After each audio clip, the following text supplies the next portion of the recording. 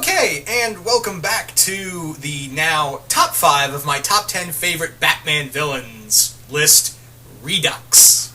Or remake, whatever the fuck you want to call it. Anyway, as always, this has now moved on to the top 5, and like I said, god damn it was this hard to do. This was a pretty hard list, especially when it got to the top 5, because this was the real high point where I really had to sit down and think about, damn, what Batman villains do I really like? What are the ones I really enjoy reading about? Like, what are the ones I absolutely love reading again and again about? Like, what are the ones I really like to pay attention to? And, yeah, that's kind of that's why we've kind of come here. So, as always, this is just my personal list, and, yeah, if you think a character should be on here, either higher or lower, or not at all, that's totally fine. No ill will against you. This is just my personal list. And as always, I hope you enjoy it, and I'm always excited to see what are your top 10, Batman villains. So, as you can see, it's starting at number 5. We have Jonathan Crane, a.k.a. the Scarecrow. You see, the thing about the Scarecrow, and I'm going to borrow what my good friend,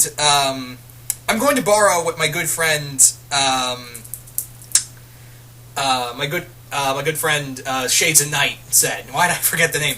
But yeah, Shades at Night said, and Shades at Night actually has gone on record to say that the Scarecrow is his favorite comic book villain. Probably one of his favorites. Actually, no, his favorite DC villains and one of his favorite comic book villains. But yeah, the reason why he really enjoys Scarecrow is because in his own sick little way, he's trying to help you. In his own sick and twisted little way, Jonathan Crane is trying to help you. He's trying to make you better for, overcoming fear. He's trying to make you this great and grand person, for overcoming fear by exposing you to that fear over and over and over again. That's, that's the big thing with Scarecrow, is that he's trying to help you in his own warped way. He's trying to help you overcome fear, but yeah, it's fear, and he's exposing you to fear over and over and over again, and it usually leads to some very bad moments. So that's the thing with the Scarecrow. The other thing is that when you do Scarecrow right, when you make the Scarecrow, when you do the Scarecrow right, when you write this character perfectly, and Greg Hurwitz in his first story arc in Batman the Dark Knight, in his first story arc of that, which it was one of the few New 52 Batman comics where I was like, man, Greg Hurwitz knows how to write these characters. I knew that when he wrote that Penguin miniseries, and then, yeah, he really solidified that this is he knows how to write the Scarecrow, and this is probably one of the most terrifying Scarecrow stories. But even before then, you had other writers who knew how to write write Crane as this, horrifying, both in animation and in live-action films and, animation in general.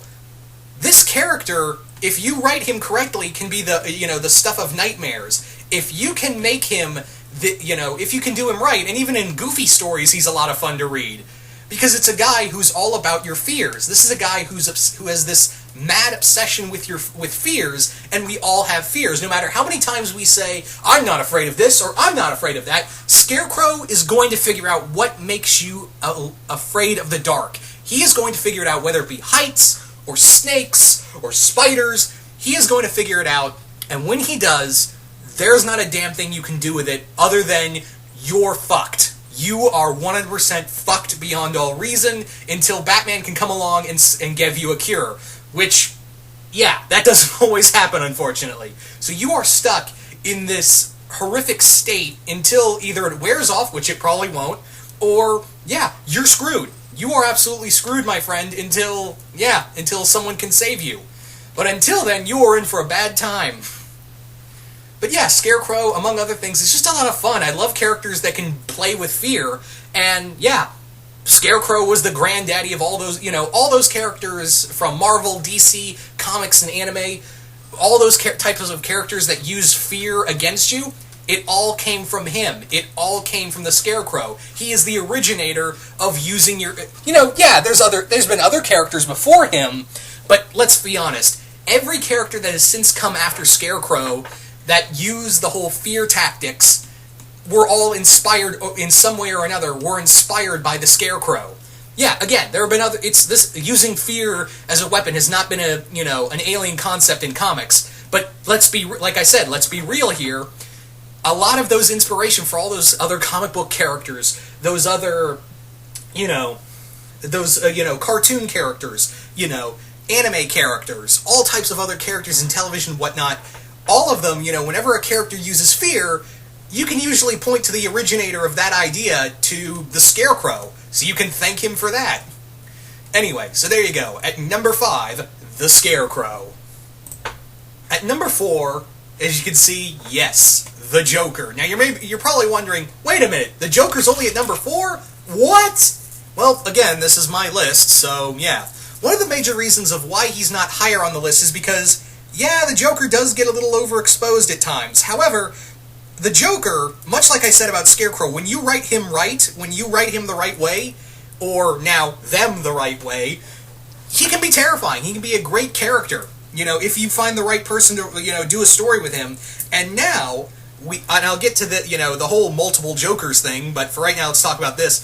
Yeah, Joker can be a little overexposed, and I sometimes get sick of it because, yeah, there's other Batman villains out there. However, this doesn't totally discredit the Joker as a villain. Let's face it, he's the Batman's arch nemesis for a reason. He's the yang to Batman's yin. He is the opposite side of the board to Batman for good reason. Yeah. And let's not forget, in DC Rebirth, when it was revealed, there are in fact 3 Jokers. The Golden Age Joker, New 52 Joker, and the Killing Joke Joker have all been the same. They're all 3 different people, and they've been nothing but screwing with Batman for years. At first, and I've talked about this before in a little long, when I talked about it longer in my video reveal, talking about this big reveal of the 3 Jokers.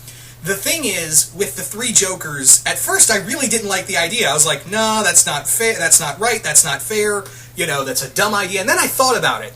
And I sat on the idea and I thought, no, this isn't a dumb idea, it's a brilliant idea, because the whole thing about the Joker is that he wants to get the joke on Batman.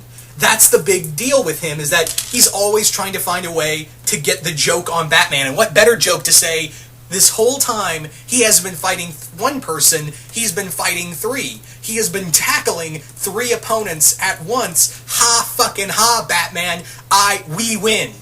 We've won this whole time. No matter how many times you beat us and whatnot, this whole time, we've been playing the ultimate prank on you. The whole world, even. Yeah, no one knew. I don't even think Harley knew. I don't even think Lex knew. Nobody knew. If the so-called world's greatest detective couldn't figure it out, then the whole fucking world was pranked on for having 3 Jokers this whole time. And I thought to myself, that is brilliant. Because, yeah, the idea of 3 Jokers and the whole world never knew, yeah, wow. And plus, that's kind of what it boils down to, is now you have Jokers. But for reference sake, I'm just going to refer to them as just the Joker. But that's the thing, is that, and I know some people have said, well, that doesn't really coincide with the whole when Joker in the Grant Morrison story of Arkham Asylum, when Joker said, he resets his personality every day. In a weird way, it does kind of coincide with what Grant Morrison said, because what better way to reset your personality than to be a totally different persona entirely together? So in a weird way, it kind of coincides with what he was saying. It's like it was almost like he was teasing at that idea that there could have been more than one Joker, because, yeah, the best way to reset your personality is be a totally different person. Entirely. A totally different entity. And it does raise so many questions. It's so perplexing, and that's what I really love about the Joker, is that the Joker is one big mystery that Batman is never going to solve. And that's the thing, is now that we have 3 Jokers, what possessed them, all 3 of them, to do all of this to themselves, and what is their collective, joke on Batman? Why do they hate Batman so much, and why are they so obsessed with him in causing him so much pain? I would prefer if we never knew. Because again, the big thing about the Joker and why we kind of gravitate towards this character is that he's literally madness incarnate. He's literally this horrific, entity that has always been one big enigma to, he's this unstoppable force, this unmovable object the unstoppable force to Batman's unmovable object, as, so quoted in The Dark Knight. But yeah, that's what makes them such great adversaries, is because, where would Batman be without the Joker, and where would Joker be without Batman? Or Jokers now, I guess you could say.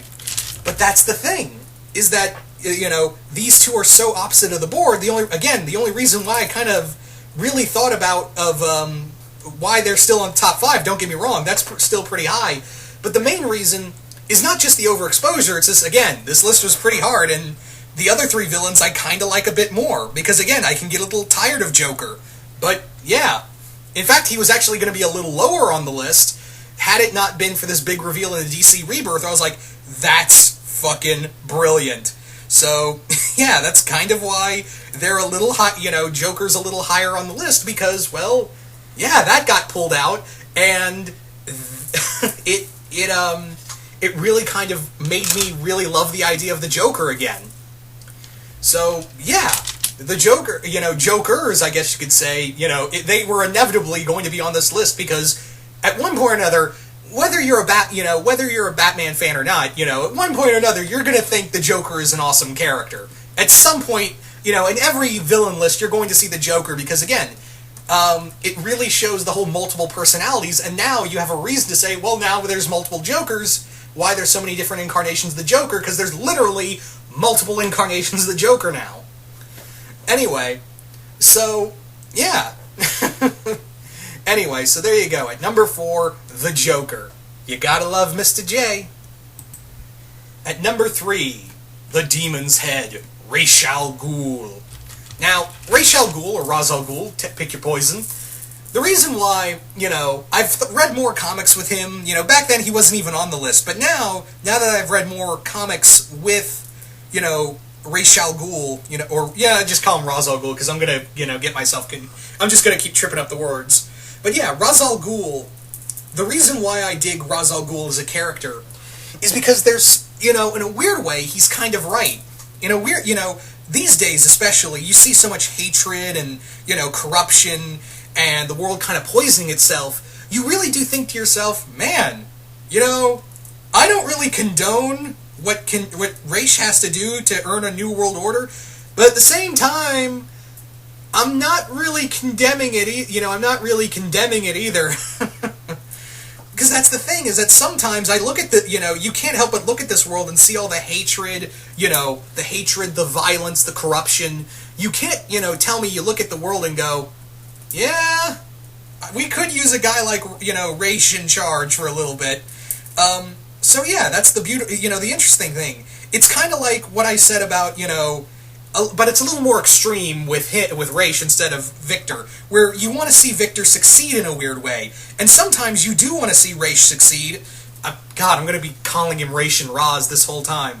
But yeah, Ra's al Ghul, with Ra's, he's going to be this, he's this entity, this immortal entity that, yeah, he's going to come back one way or another through the Lazarus Pit. And that's the other thing with Ra's, but I'll get to that in a minute. But with Ra's, you have this character. You have this character who, in a weird way, he thinks what he's doing is right, and in some way, you want to see him succeed. You want to see him, try to purge the world or purge a city, because, yeah, at some point, if you're, just a little bit cynic like me, then you're kind of sometimes want to say, yeah, fuck those guys. Go ahead, Ra's. Do what you got to do. At some point, you just got to look at him like that.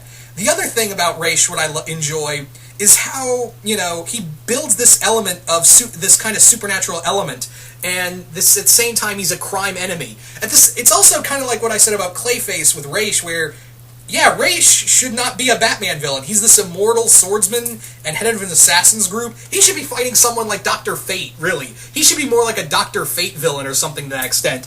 Not a Batman villain. He shouldn't be, by all accounts, he shouldn't be a Batman villain. At the same time, he makes sense as a Batman villain.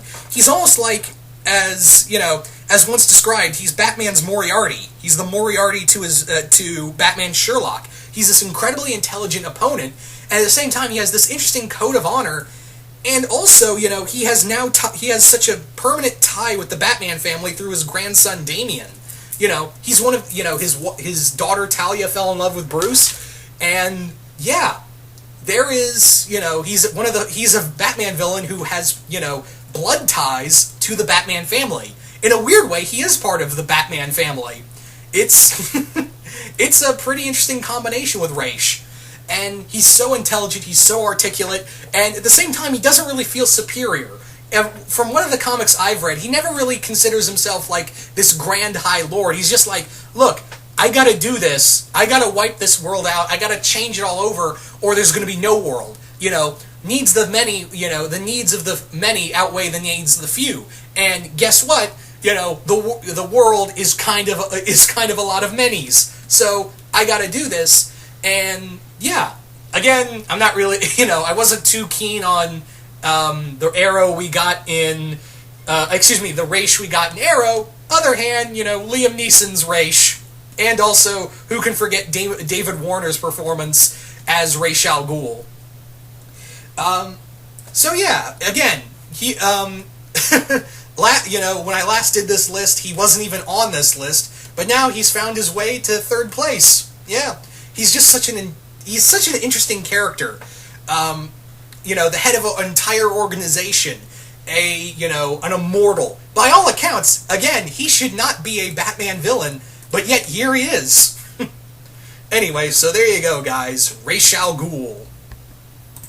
Now I know what you're thinking.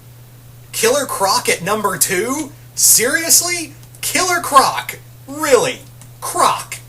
Yes, really, Killer Croc is my number 2 favorite Batman villain. Initially, in the last list, he was a little lower, but now he's bumped his way all the way up to the number 2 spot. Reason being is because Croc is such a relatable character, not just to me, but to a lot of other people. We've all been at one point or another ostracized or shunned or, mocked or humiliated, whether be it for our opinions, our appearance, our, even our sexual preferences. At one point or another, we've all been, ostracized and demonized for those reasons. Croc's had the shit list since because he was born like this. He was born to look like this and damned, more or less, to look, to be ostracized for the rest of his life. Croc, could have, he's a tragic character. He is such a tragic opponent for Batman among the other lists. But because, it wasn't an accident. He was just, he got the rotten luck of getting a genetic defect that made him look like a lizard man. Yeah. But that's what I really dig about Croc. And it's sad, too, because Killer Croc doesn't get a lot of cool stories to him. He never really got a lot of cool and interesting stories around to focus on him. So that's what I really, felt bad about, because there's never been, the definitive Killer Croc story, and I've always been excited, and I always felt like there's so much potential for that character. I've always felt like, why doesn't Killer Croc get a great story? Why doesn't he get some grandiose story arc? There's so much elements to him, and so much we don't know about him. There's only been little tidbits here in him, and he's been more or less considered a wild animal or a thug. Yeah. But that's what I've always liked about Croc, is because he's so relatable, and you can almost understand why he feels the way he feels and he acts the way he is. Because, if you grew up in his way of life, you'd probably turn out as a wild animal too. So there's not much really I can say more about Killer Croc other than, I've really grown to love this character for so many other reasons. I feel I've been demonized for what I love and what I look like and stuff like that, and I'm pretty sure a lot of you guys do too, sadly. So I think in one way or another, we can all, we've all felt like Croc at one point or another in our lives. And here we are, guys, at number 1, Oswald Cobblepot, the Penguin. Yeah, long ago when I did this list, he was at number 10, but after many years, I mean, only a few, he's now become my number 1 Batman villain, and here's why. Much like what I said about Killer Croc, the main thing I want to talk about Penguin is that, much like Croc, he's had this, this really shit luck. He was born different. He was mocked because he had a long nose and he was fat. He wasn't, athletic like his brothers. But you know what he had? His mind. He had a mind and a great intelligence to him. And that's the thing, is that, I kind of, I really do relate with Oswald. The Penguin has always been this guy who's, he had everything, but he's never really had it. You know what I mean? he's had to, use his mind over everything. He's not pretty. He's not, the dashing, suave Bruce Wayne. He can never have that. And that's kind of the big thing with Penguin, is that, he has to use his mind to get what he wants. He has to, he has to outsmart everyone. And, yeah, I've had to live in the shadow of my family. I've had to live in the shadow of my brother, my younger brother. I've had to work to get my father's admiration. I've had to, do all of this. And I can really relate with Oswald on that. I can really, I've had to, I've lived at the shit bottom of the list, okay? And the only, you live as long as rock bottom as I do, the only place you're going to look up, the only place you're going to look is up, right? So that's why I can really relate with him, is because, yeah, guys like us, no matter how good of our intentions initially were, we gotta play smarter. So, yeah, I can totally agree with the Penguin on this one, Here's a guy who, nobody gave a chance to. Nobody gave him, nobody gave him anything. He had to, he was born into a rich society, a rich family, but he still had to work for everything. And, yeah, his road was a little bloody, but, yeah, at the same time, I can kind of see where he's coming from, where he's like, yeah, I had to do what I had to do to get, penguins have to be smart. And I love what he says, like, yeah, penguins don't fly, we're not very fast, unless we're in water, but you know what we are? We're smart. We are fucking smart, and that's how we survive. So yeah, not much else I can say other than, at some points I can relate with him because, again, I've been overlooked by women, I've been, in the shadow of my brother, I've been, a lot of things, and yeah, so I kind of have this connection with the Penguin, in a way. And he's, it's just, he's a character who doesn't get a lot of limelight as well, I feel. But yeah, so there you go, guys. My top 10, there you go, in whole, my top 10 favorite Batman villains.